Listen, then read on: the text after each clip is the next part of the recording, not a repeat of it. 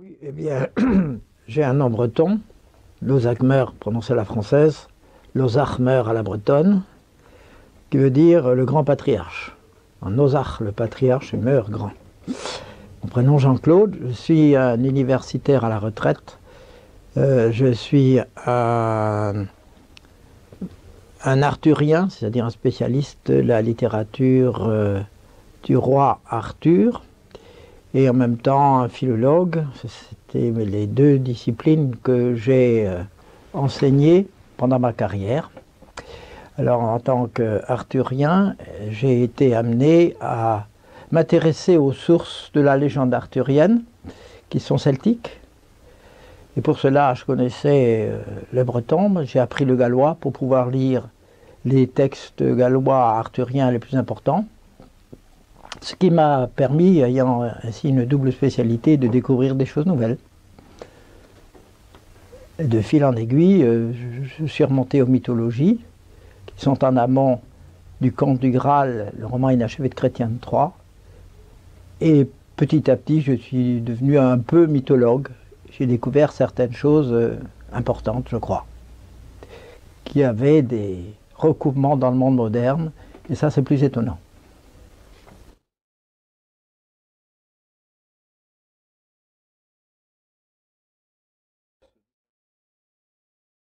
Alors, le mien se distingue en ceci que, en travaillant sur les mythologies, je me suis intéressé aux mythes initiatiques et j'ai découvert, en quelque sorte, l'alphabet symbolique de ces mythes initiatiques. Et j'ai découvert ce que les gnostiques modernes appellent la tradition primordiale, le contenu de la tradition primordiale, qui est une contre-révélation. Et donc, tant que j'en restais là, je restais dans le domaine universitaire, mais à un moment donné, je me suis aperçu qu'il y avait un lien entre la franc-maçonnerie moderne en tant que religion et les mythes que j'étudiais. Et de fil en aiguille, ça m'a conduit à déchiffrer le symbolisme de la franc-maçonnerie moderne, et c'est en cela que mon livre est nouveau, parce que là, presque sans l'avoir voulu, je suis au cœur du problème. J'ai trouvé le secret de la franc-maçonnerie. Il n'y a plus de secret de la franc-maçonnerie. On sait ce que c'est. C'est une religion semblable aux religions mystères de l'Antiquité. C'est une véritable religion, une religion à mystère, c'est-à-dire à initiation, et qui oppose deux dieux, un dieu civilisateur présenté comme l'ami des hommes, et qui veut leur divinisation, et un dieu tyrannique, qui veut les dominer et les écraser, et qui est souvent représenté par un monstre à 3 têtes. Vous avez deviné de qui il s'agit. Nous sommes en présence d'une véritable inversion. Le Dieu bon, entre guillemets, c'est Lucifer, et le Dieu mauvais, c'est le Dieu de la Bible et l'Évangile. Et c'est cela le secret de la franc-maçonnerie. C'est son moteur. Elle lutte contre le Dieu des chrétiens. Et elle veut établir une civilisation anti-chrétienne, antithéiste, et une civilisation qui portera la révolte de l'humanité à son sommet. Alors, ça c'est le noyau de ce que j'ai trouvé. Dans mon livre, eh bien, j'ai cherché les composantes. J'ai étudié les composantes à la lumière de cette découverte, et mais désormais, je sais de façon très précise ce que la franc-maçonnerie prépare pour l'humanité. C'est un régime absolument totalitaire qui se trouve décrit par les têtes pensantes de ces grandes composantes.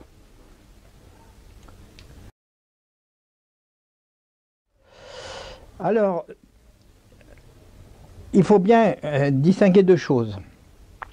Il y a quelque chose de véritablement traditionnel au sens guénonien, c'est-à-dire qui véritablement remonte à la nuit des temps parmi les composantes de la franc-maçonnerie. C'est le compagnonnage. Le compagnonnage existait au Moyen-Âge, il existait dans l'Antiquité d'une certaine façon. Et c'est sur cette composante que sont venues se greffer d'autres composantes. Et ces greffes, à mon avis, sont l'œuvre d'érudits de la Renaissance.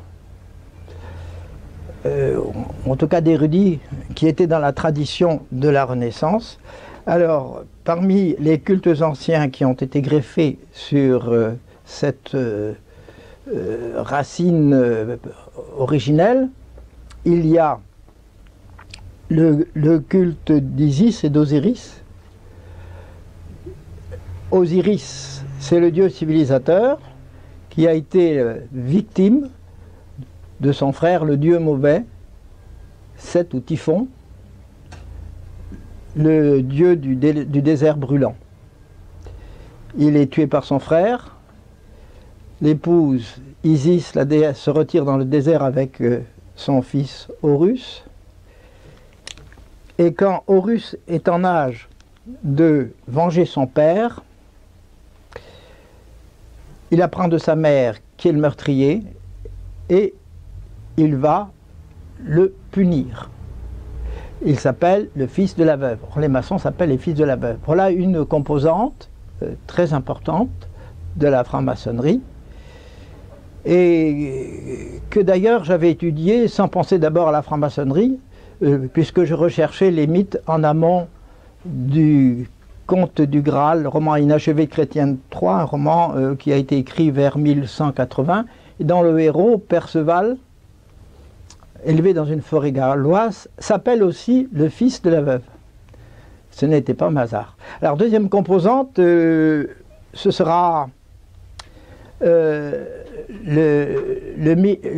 culte de Mitra.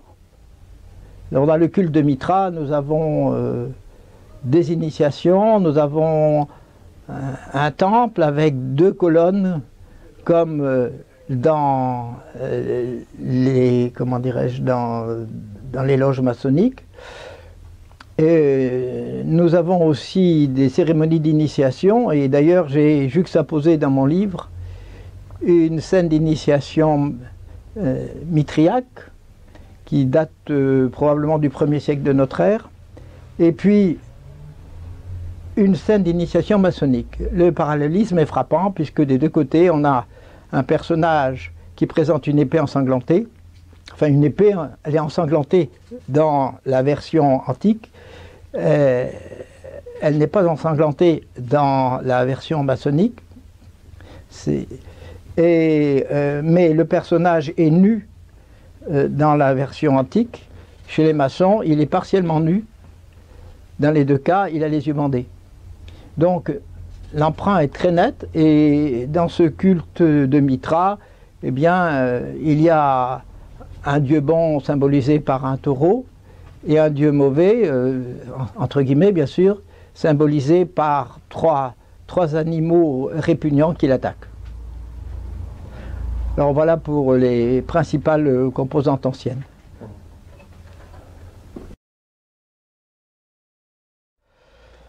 Alors, la gnose est un terme très général. On peut dire que la franc-maçonnerie est une forme de la gnose elle-même. Évidemment, la franc-maçonnerie est une gnose, c'est-à-dire une religion qui prétend transmettre par cérémonie une connaissance particulière au candidat à l'initiation. Maintenant, le lien avec la Kabbale, alors ça c'est vraiment une des 7 composantes de la franc-maçonnerie, c'est probablement la plus importante, la Kabbale, parce que on lui a emprunté dans les rituels maçonniques une foule de choses. Dans la loge elle-même, la disposition de la loge reproduit la disposition de certains éléments de la Kabbale, comme je le montre, hein. Notamment les 3 piliers.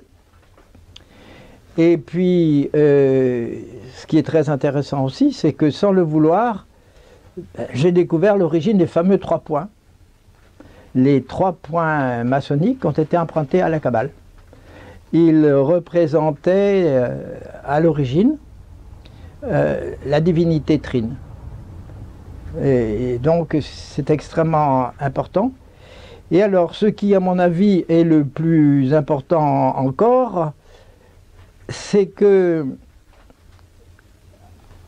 il y a des penseurs de la Kabbale qui sont particulièrement représentatifs et qui nous révèlent les buts véritables de la franc-maçonnerie. Je pense en particulier au moine hérétique Campanella. Campanella, eh bien, il prévoit la cité de demain.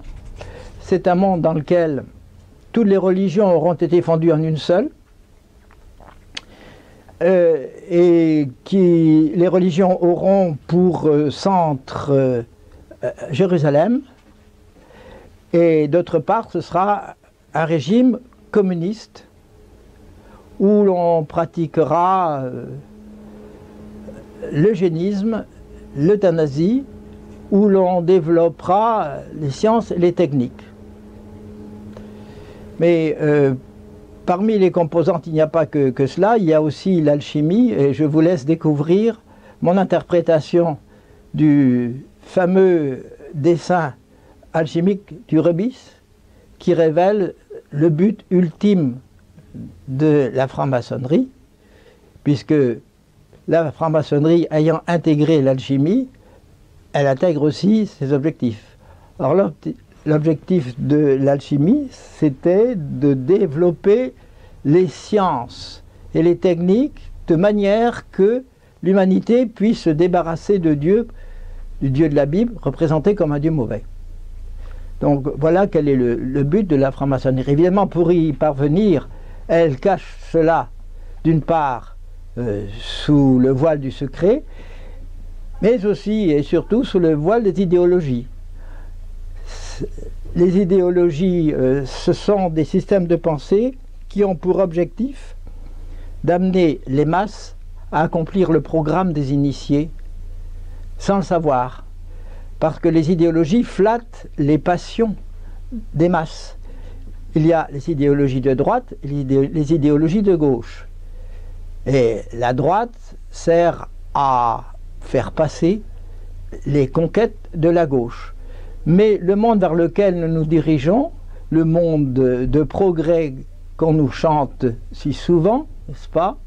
Eh bien, c'est l'univers, dans la meilleure des hypothèses, l'univers décrit par Aldous Huxley dans Le meilleur des mondes, et dans l'hypothèse la plus pessimiste, c'est 1984 de George Orwell. Mais c'est vers là que nous allons.